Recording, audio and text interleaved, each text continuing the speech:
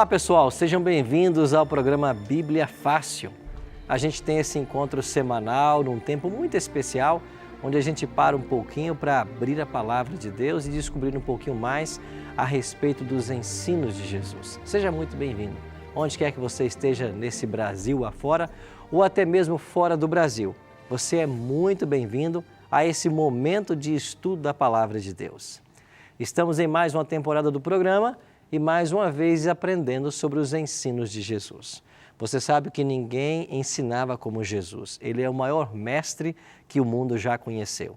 E os seus ensinos, ainda que dados há 2000 anos atrás, eles perpassam o tempo e a história e chegam para nós hoje tão atual como caiu aos ouvidos dos habitantes de Jerusalém, da Galileia e de tantas outras cidades por onde ele pregou o Evangelho. Por isso, você é muito bem-vindo. Nós vamos hoje aprender um outro tema ensinado por Jesus, o tema do juízo. E você sabe que hoje nós enfrentamos uma crise em nosso país, em nosso mundo, com relação à justiça. Mas finalmente a justiça um dia ela vai acontecer.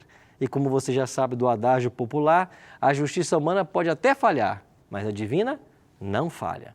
É por isso que a Bíblia apresenta o tema do juízo. E eu quero convidar você a tomar a sua Bíblia e a se juntar a um grupo de amigos que está aqui conosco nos estúdios da Novo Tempo. São amigos que vieram aí de vários estados do Brasil para essa temporada de estudos do Bíblia Fácil. E nós a cada semana estamos aprendendo sobre um novo tema, tudo com base na Palavra de Deus. Já estamos com as nossas Bíblias em mãos e eu quero convidar você também a tomar a sua Bíblia e a participar desse momento de estudo. Se você quiser, inclusive, ter acesso a todos os nossos temas de forma impressa, tem aqui um presente para você. É o Guia Ensinos de Jesus. Isso é um presente para você. Você não paga nada por isso, basta você telefonar para nós, basta você mandar uma mensagem de WhatsApp ou então acessar o nosso blog na internet. Se você preencher o questionário do Guia Impresso, você ainda pode ganhar esse DVD que nós gravamos lá nas terras bíblicas, com lindas imagens, tanto de Jerusalém, quanto de Jericó, Galileia, Monte Sinai, etc. Então, peça agora esse material. Você vai recebê-lo em casa através dos correios, sem custo algum, tá bom? Vai aparecer para você aqui as formas de contato e você pode solicitar que nós vamos enviar para a sua casa, tá bem? Vamos então orar, pedindo a bênção de Deus para mais esse estudo da palavra e então vamos abrir a Bíblia perguntando a respeito do juízo. O que Jesus ensinou sobre o juízo? Vamos antes fazer uma oração, pedindo a bênção de Deus? Pai de amor, muito obrigado por estarmos juntos mais uma vez para estudarmos a Tua Palavra. Suplicamos que o Teu bom e Santo Espírito, o mesmo que inspirou os apóstolos e profetas a escreverem esse livro que nós seguramos, que Ele possa estar conosco agora, enquanto vamos lê-lo, enquanto vamos estudá-lo. E que a mensagem a respeito do juízo traga ao nosso coração alento, confiança e a certeza na direção das coisas desse planeta. É a nossa oração, em nome de Cristo. Amém. O juízo é um tema que não agrada a muitas pessoas. E você sabe que, infelizmente, nós temos hoje até igrejas que só gostam de pregar aquilo que soa bem aos ouvidos, aquilo que é popular. Mas nós temos que pregar tudo que está na Bíblia. E existem algumas verdades que não são populares. Aliás, elas não só não são populares, como muitas delas não são politicamente corretas. Mas a Bíblia não está preocupada em ser politicamente correta, principalmente numa sociedade que vive aí uma perda de valores, uma perda de referencial, onde ninguém mais sabe o que é certo e o que é errado. A Bíblia, ela levanta-se no meio dessa sociedade como um marco daquilo que é certo e daquilo que é errado. E o juízo é um tema que não é ensinado muito por aí, mas é um tema presente em toda a Bíblia. De fato, a primeira cena de juízo da Bíblia já acontece lá no Jardim do Éden, porque Deus disse, não coma, eles comeram e então veio a sentença. A terra foi amaldiçoada, o trabalho do homem foi aumentado, as dores de parto da mulher foram aumentadas, a serpente passou a rastejar, ou seja, ali já há uma cena de juízo. Então, desde o Gênesis, a Bíblia apresenta cenas de juízo. Agora, por que o juízo é necessário? Porque Deus precisa executar um juízo para ficar claro para o universo as pessoas que serão salvas ou não, os critérios que Deus usa. Então, se não houver um juízo, como Deus poderia salvar as pessoas? Salvaria indistintamente? Salvaria as pessoas a despeito da sua vontade?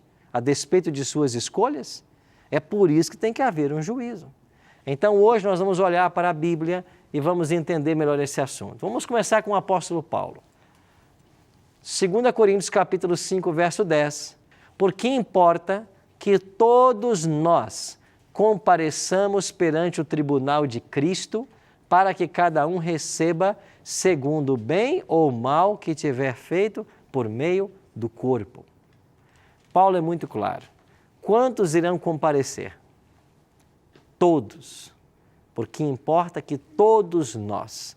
Então, todo ser humano, um dia vai comparecer perante o tribunal de Cristo. E quando formos nesse juízo, o que vai ser levado em conta? As obras. Porque Paulo está ensinando que cada um vai receber pelo bem ou pelo mal que fez por meio do corpo. Então já disse para vocês de que nós somos salvos pela graça, mas o juízo é pelas obras. E por que o juízo pode ser pelas obras?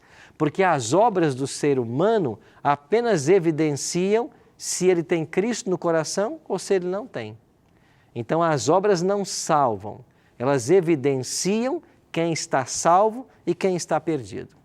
As boas obras ou os frutos do Espírito são produzidos por quem tem o Espírito.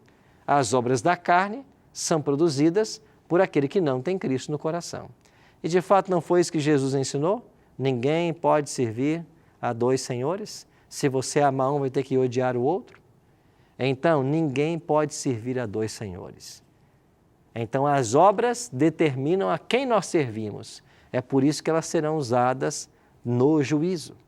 Então, salvação é pela graça mediante a fé. O juízo é pelas obras, porque as obras evidenciam quem está salvo e quem não está. Então, todo ser humano vai passar por um juízo. E por que isso tem que acontecer? Porque todas as obras elas virão à tona. Tudo tem que ser esclarecido. Agora, quando se estabelecer esse juízo e as pessoas forem julgadas, por quais coisas as pessoas serão julgadas? Eclesiastes diz assim: de tudo o que se tem ouvido, a suma é: teme a Deus e guarda os seus mandamentos, porque isto é dever de todo homem. Então, temer a Deus e guardar os mandamentos é dever de todo homem, porque Deus há de trazer a juízo todas as obras, até as que estão escondidas, quer sejam boas, quer sejam más. Então, no juízo, Deus vai trazer à tona todas as obras, quer sejam boas, quer sejam más. E em Mateus 12, Jesus diz: digo-vos que de toda palavra frívola que proferirem os homens, dela darão conta, quando? No dia do juízo. Porque pelas tuas palavras serás justificado e pelas tuas palavras serás condenado. Então, o juízo de Deus, quando se estabelecer, ele vai julgar as obras. Não só as obras, as palavras. E não só as palavras, os pensamentos. Porque Jesus falou, que ouviste o que foi dito aos antigos: não matarás. Eu, porém, vos digo, se no coração você odiar alguém, você já cometeu homicídio. Então, o juízo de Deus vai ser com base nas obras, com base nas palavras, com base nos pensamentos, ou seja, nenhuma obra humana ficará fora desse juízo celestial. Assim, nós somos salvos pela graça, mas seremos julgados pelas obras, porque são as obras que evidenciam da nossa salvação ou não. Qual será a norma que Deus vai usar no dia do juízo? Hoje, quando alguém vai perante um tribunal, quando alguém vai ser julgado, qual é a norma que é usada nesse tribunal? Usa-se o código, O Código Civil, o Código Penal brasileiro. Essa é a norma. Vai-se analisar o código para saber se o procedimento dele se enquadra em algum daqueles artigos. E no juízo divino, como é que isso funciona? Olha o que diz Eclesiastes 12, 13, que a gente acabou de ler. De tudo o que se tem ouvido, A suma é: teme a Deus e guarda os seus mandamentos, porque isto é o quê? Dever de todo homem. A norma no juízo de Deus será a lei de Deus. Um outro texto que nos ajuda, Tiago 1,25. Mas aquele que considera atentamente na lei perfeita, lei da liberdade, e nela persevera, não sendo ouvinte negligente, mas operoso praticante, esse será bem-aventurado no que realizar. Então, Tiago chama a lei perfeita da lei da liberdade, e esta lei é a lei pela qual nós vamos ser julgados. Ele continua: pois qualquer que guarda toda a lei, mas tropeça em um só ponto, se torna culpado de todos. Então preste atenção nesse verso, porque ele é chave para a compreensão desse tema. Na matemática divina, 10 menos 1 é 0. Qualquer que guarda toda a lei, mas tropeça num ponto, é culpado de todos. Versículo 11. Porquanto aquele que disse não adulterarás, também ordenou não matarás. Ora, se não adulteras, porém matas, vens a ser transgressor da lei. Verso 12. Falai de tal maneira e de tal maneira procedei, como aqueles que hão de ser julgados pela lei da liberdade. Então nós devemos proceder como aqueles que hão de ser julgados pela lei da liberdade. Que lei da liberdade é essa? É o Decálogo. Ele acabou de mencionar 2 mandamentos ali, o 6º e o 7º. Então, todo ser humano, quando for a juízo, a norma será a lei de Deus. Aí eu pergunto para vocês, e pergunto para você que está em casa nos assistindo, você já ouviu esse ensino na igreja? De que todo ser humano um dia vai ser julgado e que quando eu for julgado, é a lei de Deus que vai ser usada como norma para esse juízo? Você aprendeu isso na sua igreja? É assim que a gente aprende por aí?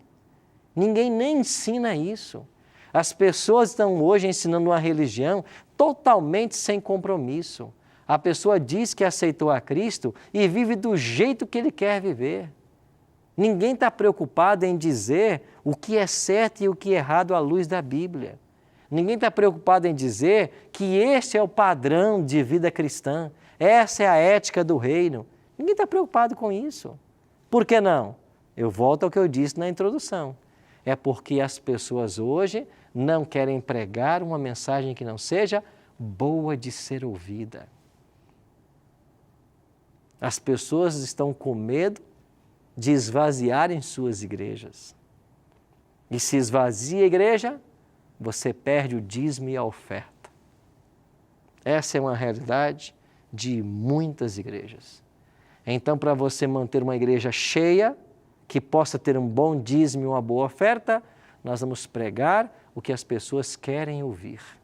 E aí você fica lá, todo culto, e você ouve mensagens e mensagens e mensagens que apresentam, quem sabe, um lado do Evangelho, mas não apresenta o todo do Evangelho.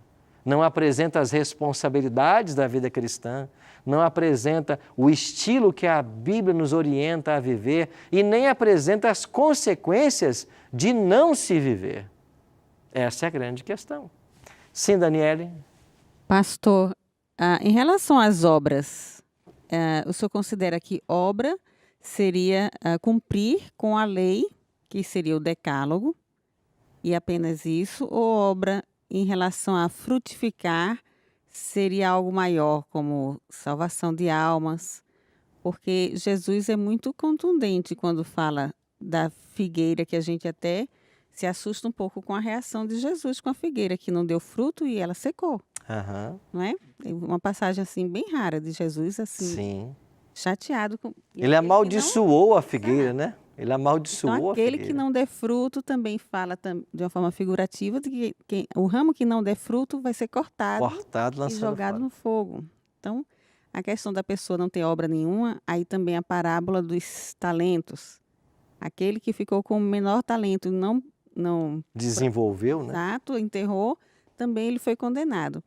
Então, significa, dá a entender, o senhor nos corrija, se eu sou salvo, mas eu não der fruto para a obra de Deus, ou seja, eu não desenvolver alguma obra de salvação de almas, eu estarei condenado, eu perco minha salvação? Ou basta eu seguir o decálogo, simplesmente, e eu vou manter minha salvação? Eu acho que a obra, ela engloba tudo isso. Então, as boas obras pelas quais seremos julgadas, elas são tudo que envolve a vida do cristão. Não é só o estilo de vida que ele leva, em obediência aos preceitos da lei, como é aquilo que ele faz da vida dele, a forma como ele se relaciona, a forma como ele trata o próximo e as suas atividades. Tudo é isso, né? Então, veja, a palavra de Deus dá uma ênfase muito grande em atender os órfãos, as viúvas. Então, Jesus mesmo falou, né, que a religião pura e sem mácula é essa. Não Jesus, né? Paulo vai falar isso, né? Então, essa é a religião pura e sem mácula, que se preocupa com o próximo. Então, eu acho que boas obras é tudo. É a obediência aos preceitos da Bíblia como um todo e não apenas ao decálogo. Então, a gente, quando começa a viver a ética do reino, a gente começa a entender a obediência à lei e nossa responsabilidade como cristãos, que está em atender o próximo, em partilhar do Evangelho, em levar as boas novas aos que não conhecem. Então, tudo isso faz parte do estilo de vida do ser cristão. Inclusive, a Bíblia não aceita um cristão que seja infrutífero, né? Como você bem mencionou na parábola lá da figueira. Então, o cristão é aquele que se reproduz. O cristão é aquele que dá fruto. Alguém aceitou a Cristo e ele acha que é isso aí. Aí fica dentro de uma igreja 40 anos, sem nunca dizer para ninguém o que Cristo fez por ele ou aquilo que ele aprendeu na palavra. É cristão? Ele não frutifica? É por isso que Jesus falou assim, vocês não escolheram a mim, antes eu vos escolhi e eu vos enviei para que vades e deis frutos. Deis frutos. Esse é o grande desejo de Cristo para nós. E o que é frutificar na vida cristã? É você envolver as pessoas com aquilo que você está aprendendo da palavra, com aquilo que você está vivendo e levar o conhecimento de Cristo para outras pessoas. Então, se Cristo foi bom na sua vida, você tem que partilhar isso com as pessoas. Então, boas obras não é apenas a obediência ao decálogo, como envolve toda a vida do cristão, certo? Então, nós seremos julgados por essa lei. Ela vai ser a norma do juízo. A lei tem essa função específica de apontar onde está o pecado, mas ela não tem a capacidade de resolver o problema do pecado. Nós vamos, na próxima semana, estudar a respeito da lei de Deus e vamos entender melhor o papel da lei. Porque hoje existe uma resistência à lei de Deus porque as pessoas não entendem qual é a verdadeira função da lei. Então, se você distorce a função da lei, você não vai compreender o papel dela na Bíblia Sagrada e na vida do cristão. Então, a lei será a norma do juízo. Tiago chama de lei da liberdade, porque ela nos liberta da escravidão do pecado, ela liberta da ignorância, ela traz o conhecimento, da palavra. Agora, o juízo de Deus, que todos nós teremos que comparecer um dia, ele na Bíblia é dividido em 3 fases. E agora a nossa próxima tarefa é tentar entender quais são essas fases. Essa primeira fase do juízo nós chamamos de juízo pré-advento ou investigativo. Pré-advento porque ele acontece antes do advento da volta de Cristo, ou investigativo porque ele investiga o caso das pessoas para definir quem vai se salvar e quem vai se perder.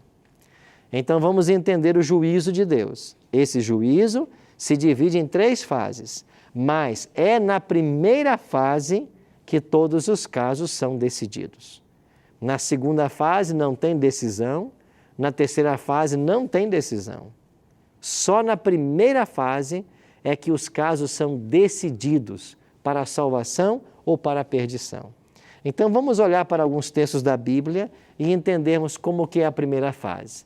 Daniel capítulo 7, no verso 9 em diante, há uma descrição dessa primeira fase do juízo.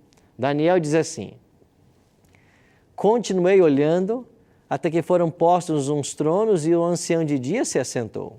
Sua veste era branca como a neve, os cabelos da cabeça como a pura lã, o seu trono eram chamas de fogo e suas rodas eram fogo ardente. Um rio de fogo manava e saía diante dele.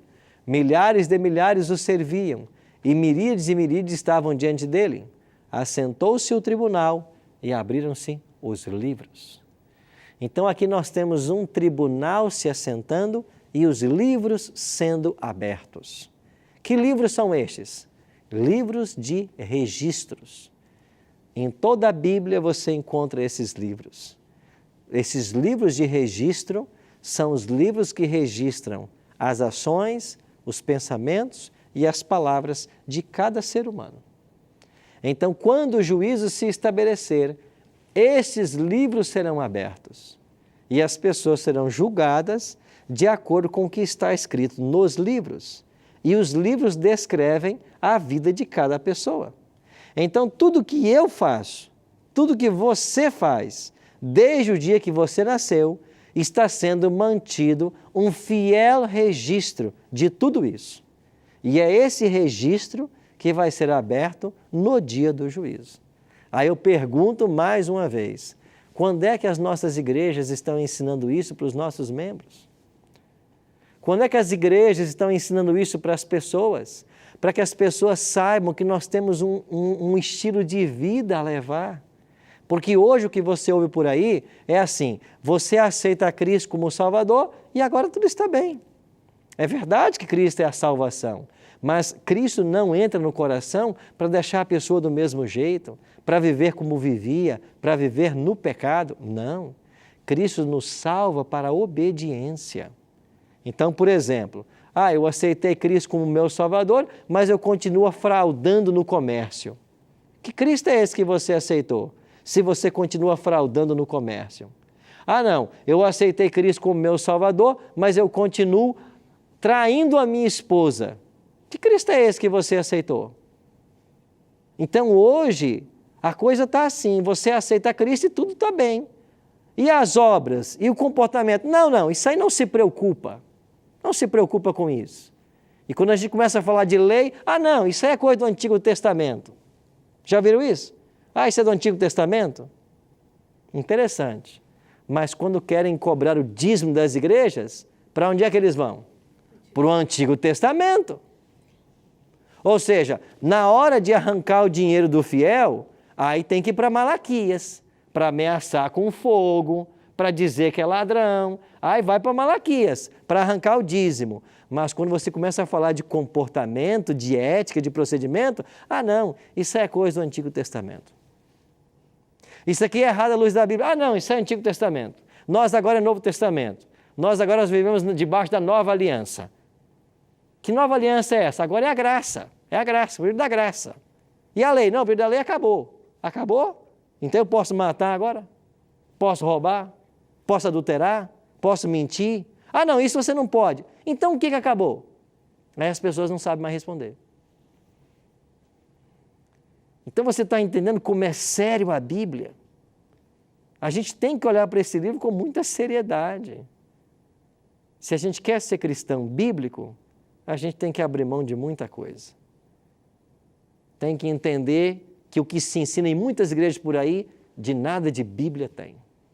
Agora, você que vai toda semana numa igreja, senta lá com todo o desejo que você tem no seu coração de ouvir a palavra, de seguir o Senhor Jesus, de seguir a Deus. Você um dia quer ser salvo, você quer, então você tem que estar atento, porque tem muita gente por aí, e eu estou falando de pastores, padres, sacerdotes, missionários, bispos, sei lá mais o quê, que não está preocupado com a sua salvação, que não está preocupado com Bíblia, que não está preocupado com nada. E sabe o que disse Jesus sobre estes? Quando um cego guia o outro cego, ambos caem no barranco. É isso que vai acontecer. Ainda ontem, alguém me mandou um vídeo de um pastor aí, esses que têm costume de mandar botar água na beira de TV, na beira de rádio, dizendo assim, eu vou orar e Deus vai abençoar essa água. Eu nunca vi isso, Deus colocar bênção em água. Deus vai colocar em bênção em água para você beber. Onde está isso na Bíblia? Aí ele disse assim, você não tem água não? Põe aí cerveja, põe cachaça, põe vodka. Eu vou orar e Deus vai operar. Olha aí. Então não tem água, mas você pode então beber a cachaça, beba a cerveja, Deus vai operar. E se a operação é do erro? Você está entendendo a que ponto nós chegamos? Então nós precisamos voltar para a Bíblia para entender, olha, vai haver um juízo. E o juízo vai ter como base a lei de Deus. E tudo que nós fazemos está registrado. E esses livros serão abertos no dia do juízo. E o que vai acontecer? Cada uma pessoa vai ser julgada de acordo com o que está escrito. Fechando o primeiro bloco, entenda uma coisa. Nesta primeira fase do juízo, descrito em Daniel 9, ou melhor, Daniel 7, 9 e 10, os nomes são analisados, as obras são analisadas, e nessa fase do juízo se determina quem vai se salvar e quem vai se perder. Então é na primeira fase que os casos são decididos. Quando terminar essa primeira fase, Jesus deixa o santuário celestial e vem à terra buscar os salvos. Então, antes que Jesus volte, tem que acontecer a primeira fase do juízo.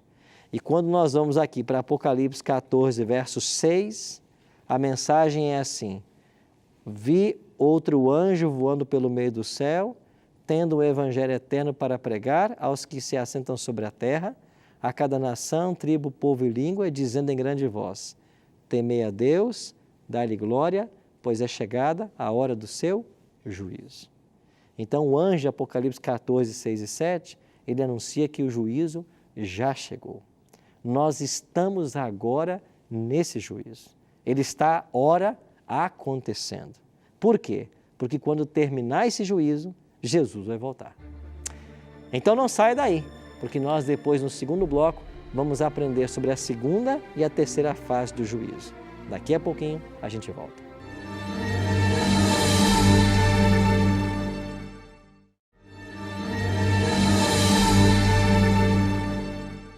Estamos de volta com o programa Bíblia Fácil. Vimos no primeiro bloco a respeito do juízo pré-advento ou investigativo.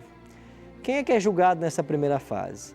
Apenas aqueles que um dia aceitaram a Cristo como Salvador. Por quê?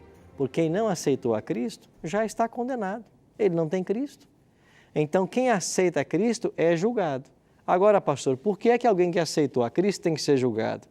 Porque não existe na Bíblia essa história de uma vez salvo, salvo para sempre.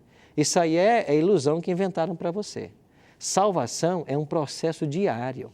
É por isso que Paulo ensina, aquele que está em pé, cuide para que não caia. Então, eu aceito a Cristo e sou salvo. Isso é justificação. Agora, o que é santificação? É a obra que Deus faz em mim todos os dias. E a obra que Deus fez ontem, ela tem que continuar hoje e vai depender da obra que Ele fará amanhã ainda, porque Ele é quem efetua em mim o querer e o efetuar segundo a sua boa vontade. Então, pode ser que alguém aceitou a Cristo, mas em algum momento abandonou a Cristo. Então, esse é condenado. Aquele que aceitou a Cristo e permaneceu fiel, esse é absolvido.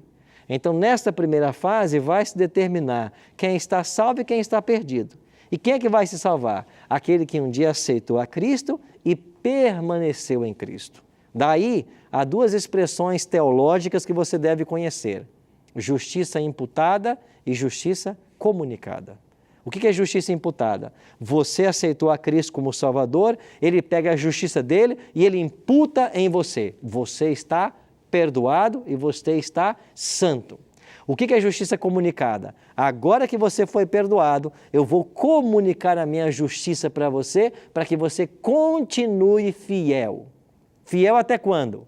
Apocalipse 2,10. Ser fiel até a morte e dar-te-ei a coroa da vida.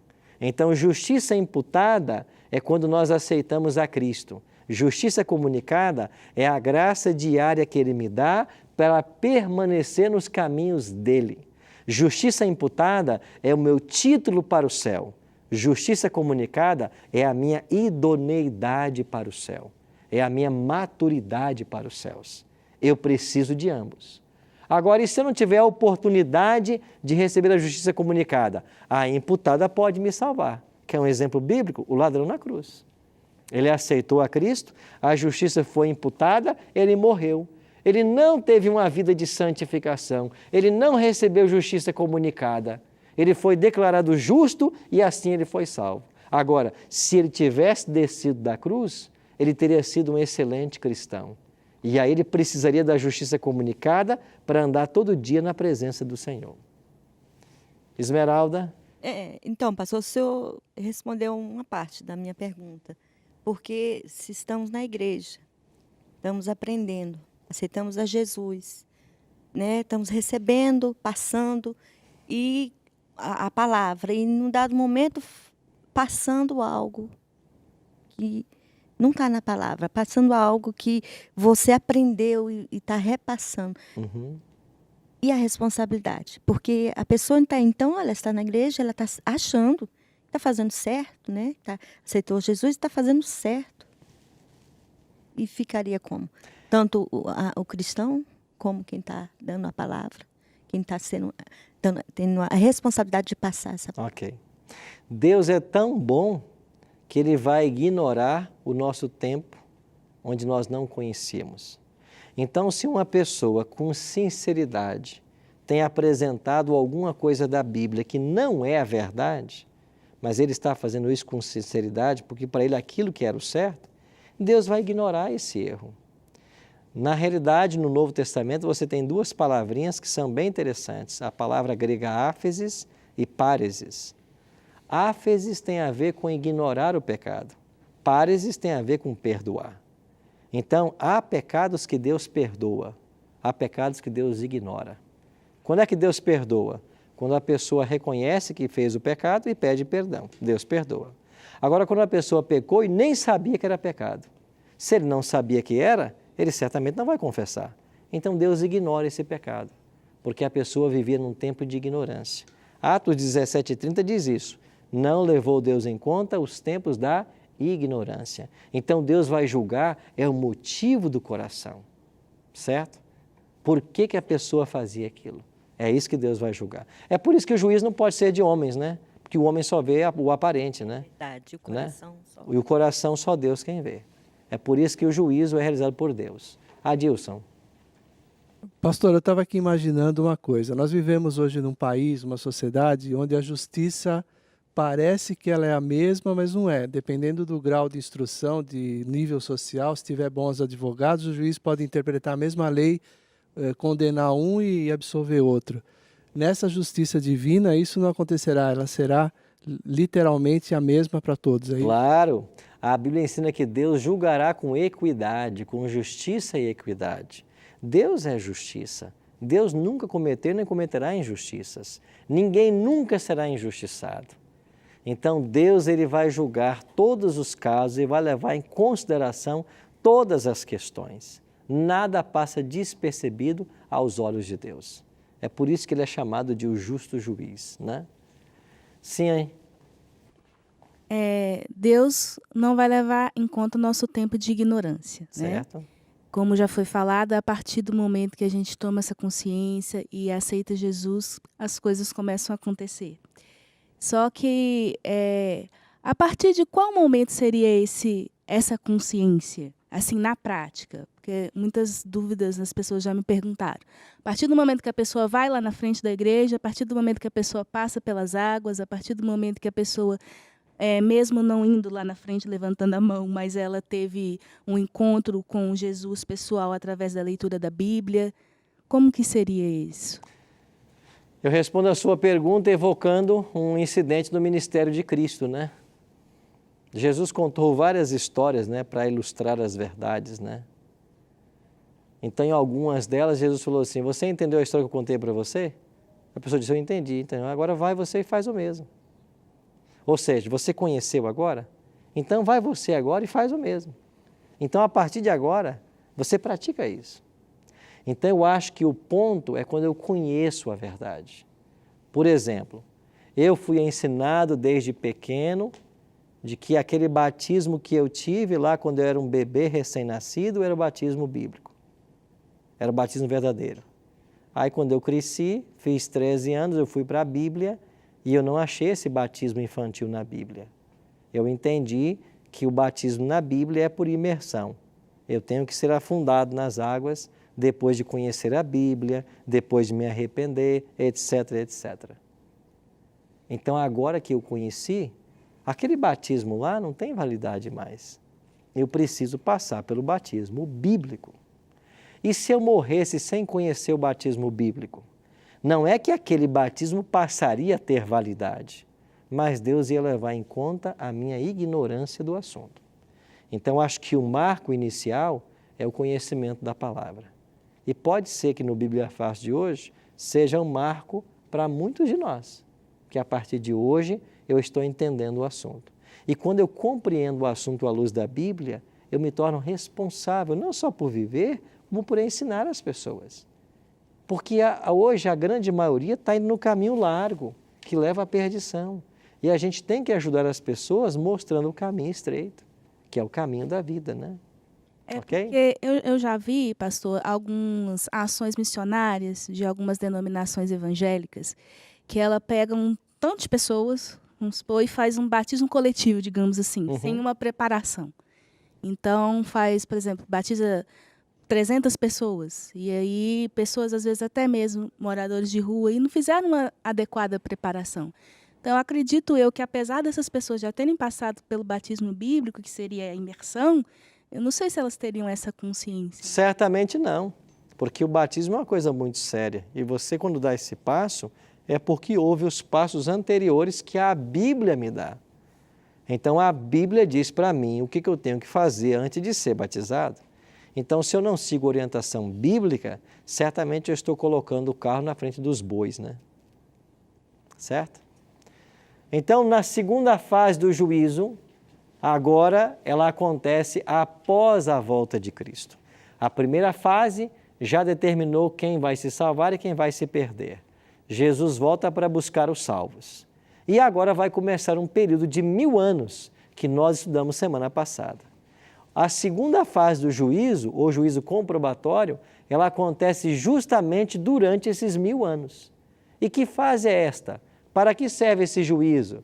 Olha Apocalipse capítulo 20. Vi um grande trono branco e aquele que nele se assenta, de cuja presença fugiram a terra e o céu, e não se achou lugar para eles. Vi também os mortos, os grandes e os pequenos, postos em pé diante do trono. Então abriram-se livros. Ainda outro livro, o livro da vida, foi aberto, e os mortos foram julgados segundo as suas obras, conforme o que se achava escrito nos livros. A segunda fase é claramente um juízo dos mortos. Quem é que está morto nesse momento da história? Os ímpios, todos os ímpios. Então, a segunda fase do juízo é o julgamento dos ímpios. É por isso que a fase é chamada de julgamento ou juízo comprobatório. Esse juízo é só para comprovar o porquê da perdição das pessoas. Vocês lembram que eu disse que quando estudássemos esse tema, nós iríamos entender o que acontece com uma família onde a metade se salva e a metade se perde? É aqui que nós vamos agora entender.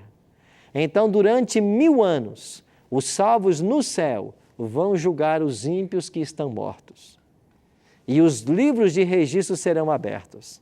Aí vamos pensar então num casal, ambos eram cristãos, seguiam a palavra de Deus, todo culto estava na igreja, Jesus volta e daqui a pouco vai lá para o céu o esposo e a esposa não vai, ou vice-versa.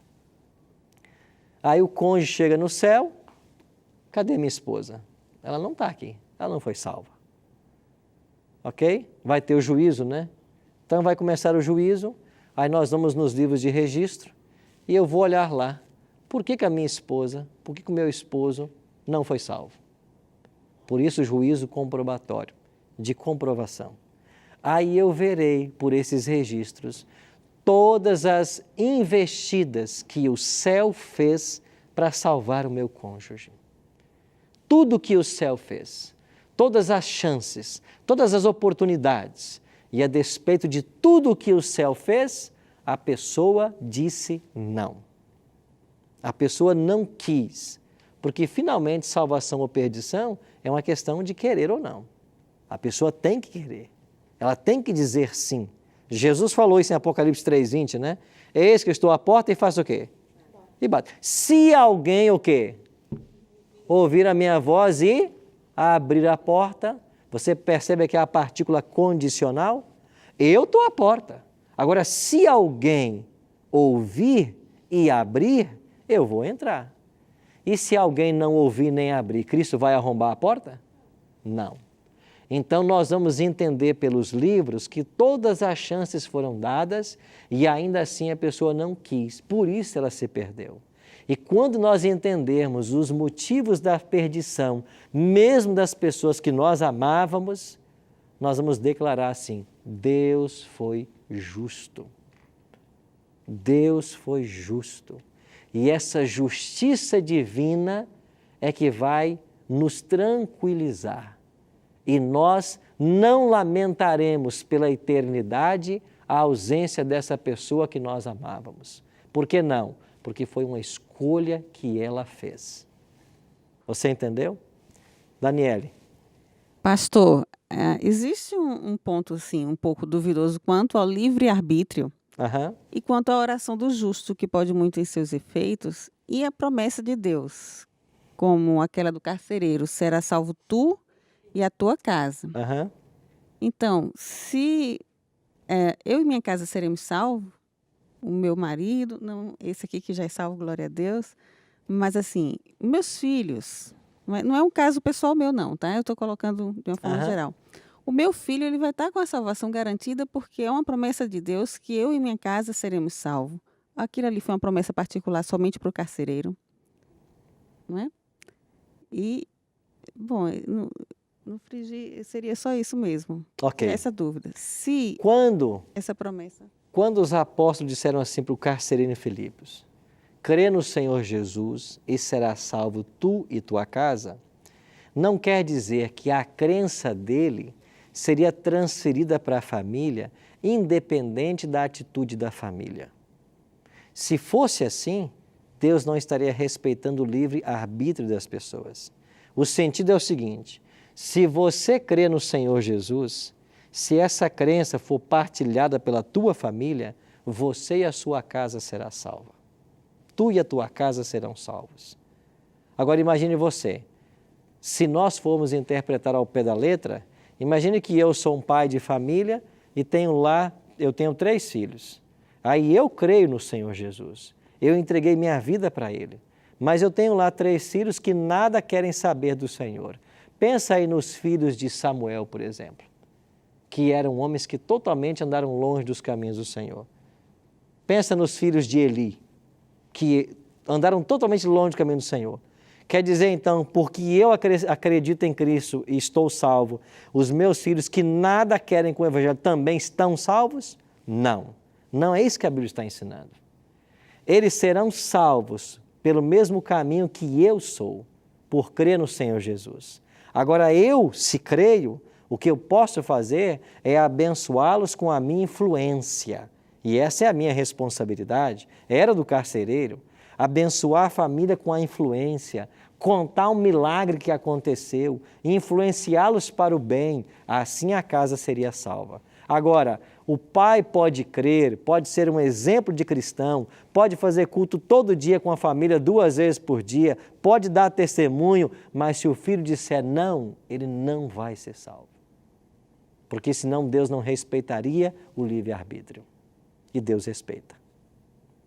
Então a vontade de Deus é que todos sejam salvos. Quando se ensina por aí de que existe uma tal de predestinação, isso aí é um ensino que não é bíblico. Porque o ensino que é bíblico é o que Pedro disse na sua 2ª carta, capítulo 3, verso 8. Não retarda o Senhor a sua promessa, como alguns a julgam demorada. Antes, Ele é longânimo para convosco, não querendo que nenhum pereça.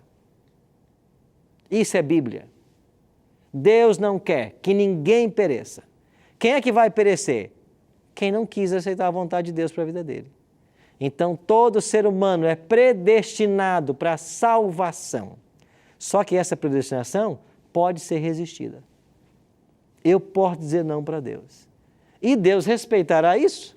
A prova disso é que os ímpios, diz o Apocalipse 20, né? São como a areia do mar.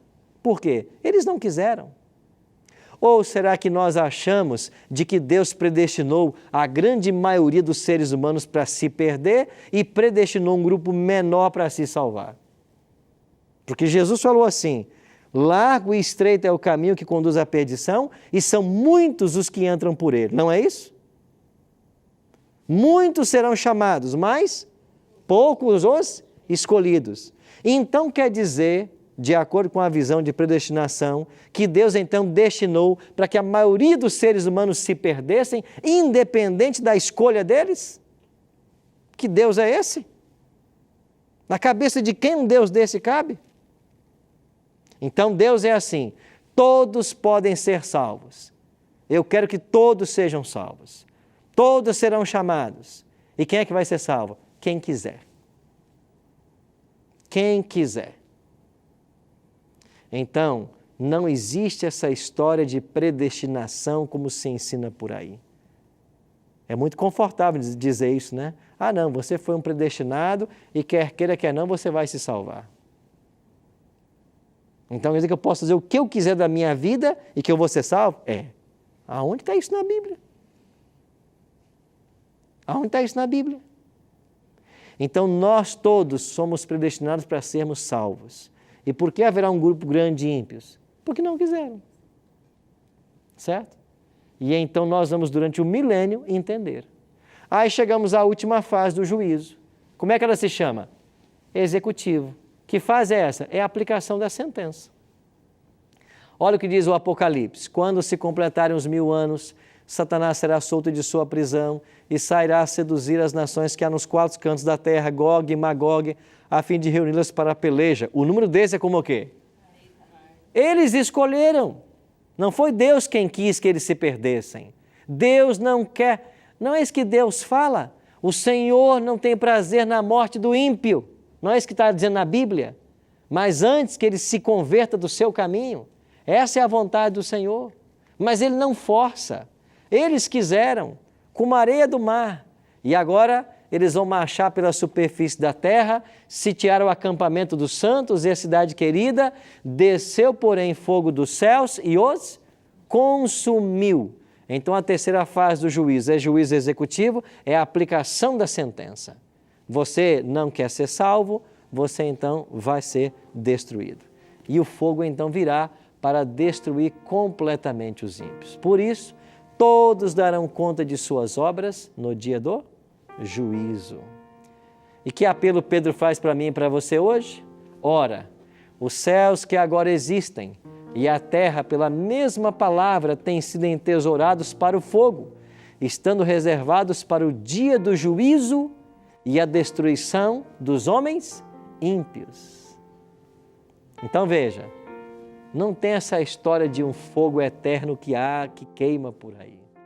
Não tem a história de que existe um inferno por aí de fogo eterno. O que tem é um juízo que vai determinar quem está salvo e quem está perdido. E esses que se perderem serão queimados pelo fogo. Agora, esse fogo vai queimar enquanto houver matéria para ser queimada. Queimou-se a matéria, extingue-se o fogo. Por que a Bíblia chama ele de eterno? Porque ele é eterno nas suas consequências. Nunca mais esse ser humano ressuscitará, voltará, aparecerá, viverá, nunca mais. É o fogo de Malaquias. É o fogo que queima e queima para sempre. Então, amigos, Deus é muito claro em sua palavra. E Pedro continua, visto que todas essas coisas hão de ser assim desfeitas, deveis ser tais como os que vivem em o quê? Santo procedimento e piedade. Isso aqui é a responsabilidade da vida cristã, é viver os preceitos da palavra, não é essa religião laissez-faire, cada um faz o que quer, não tem regras, faz o que você quiser da vida, o importante é ter Jesus no coração. Ué, como que eu tenho Jesus no coração e faço o que eu quero da minha vida ainda? Como? Aí Pedro continua, esperando e o quê? Apressando a vinda do dia de Deus, por causa do qual os céus incendiados serão desfeitos e os elementos abrasados se derreterão. Nós, porém, segundo a sua promessa, esperamos novos céus e nova terra, nos quais habita a justiça. Esse era o anseio de Paulo. Eu pergunto, você tem medo do juízo? Nós não precisamos. E por que não precisamos? Porque nós temos um advogado. E quem é esse advogado? Jesus.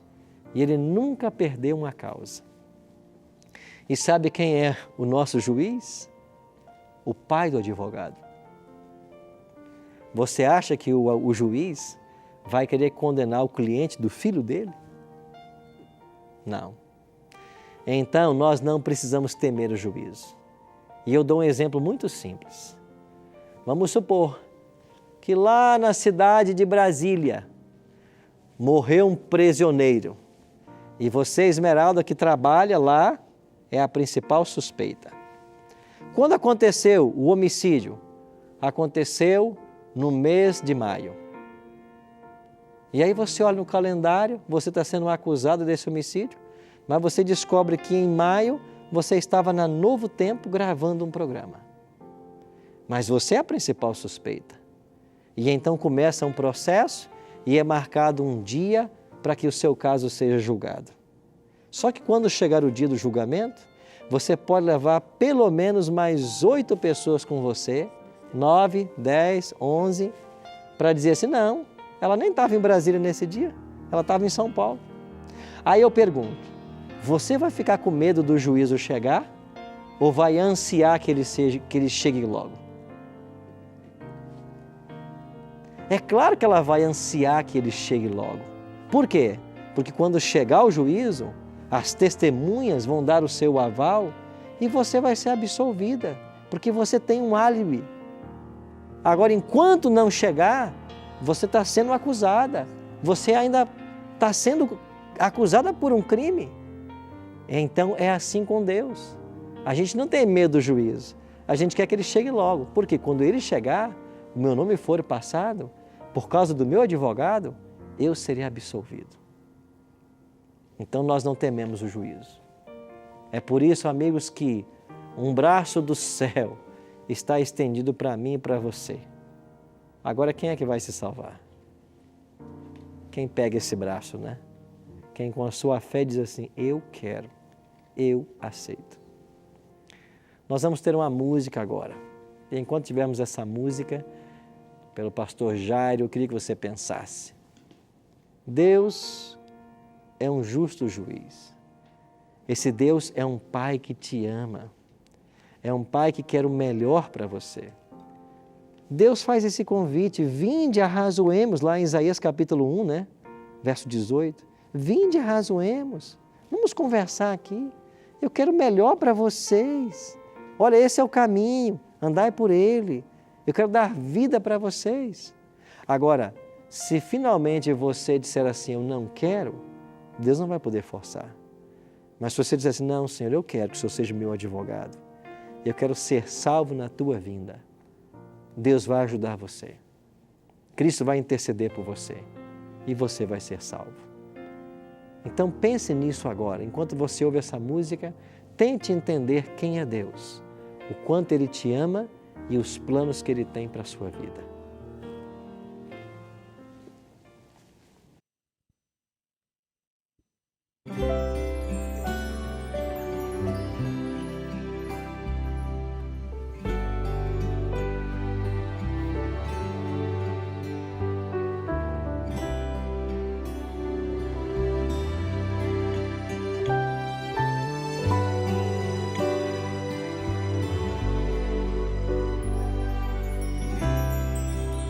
Eu não conheço o seu coração,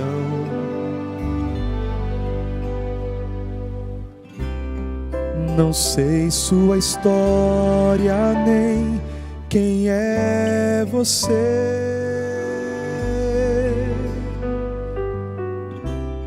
Nem mesmo eu sei dizer qual é sua dor, Mas ouça agora, por favor.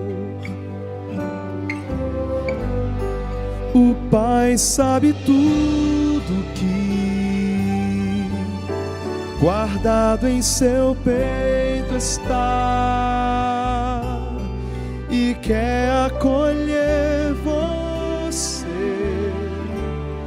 se agora o aceitar. Escute a sua voz que soa no coração. Agora é a hora, vem e entregue-se a esse amor.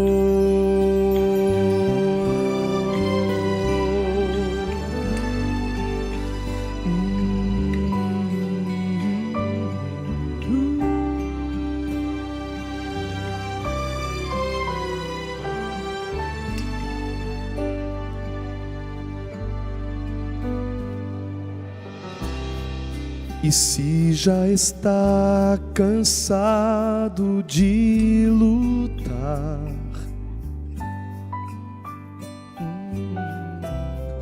e anda pensando até em desistir,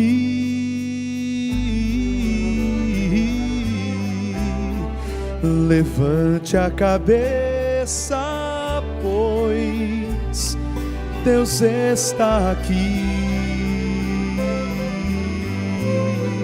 e quer sua vida transformar. O Pai sabe tudo que guardado em seu peito está e quer acolher você, se agora o aceitar. Escute a sua voz que soa no coração. Agora é a hora, vem e entregue-se a esse amor. Agora é a hora, vem e entregue-se a esse amor.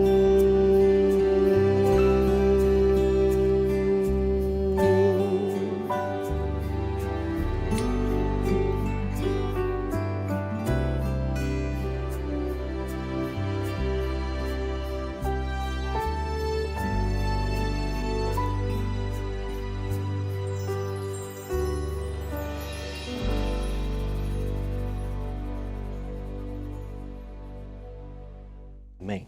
Obrigado, pastor Jairo. Eu gosto dessa música.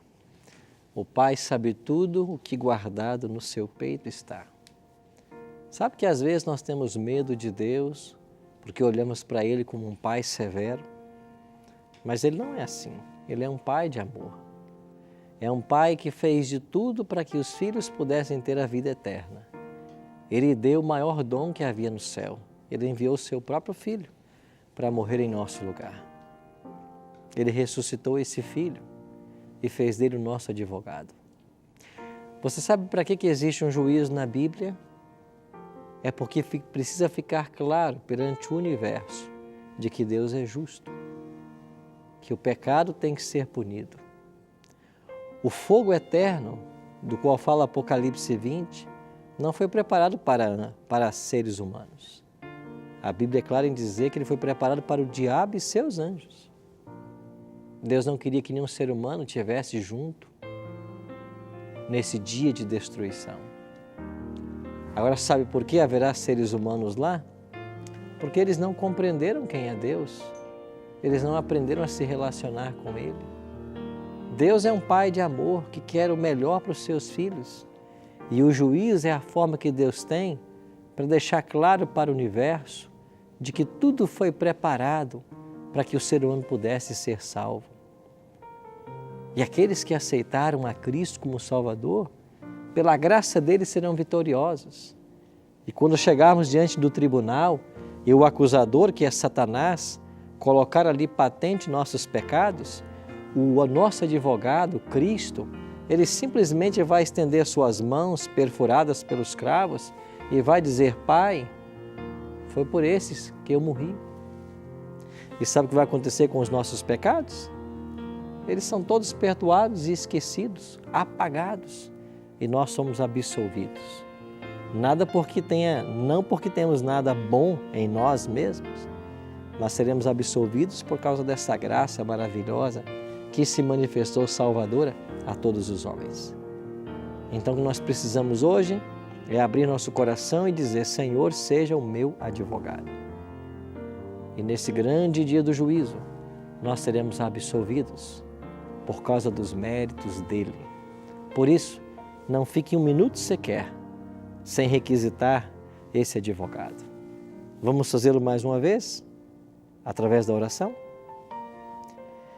Pai, nós queremos que o Senhor interceda em nosso favor. Nós queremos entregar-te a nossa vida, a nossa história, o nosso caso.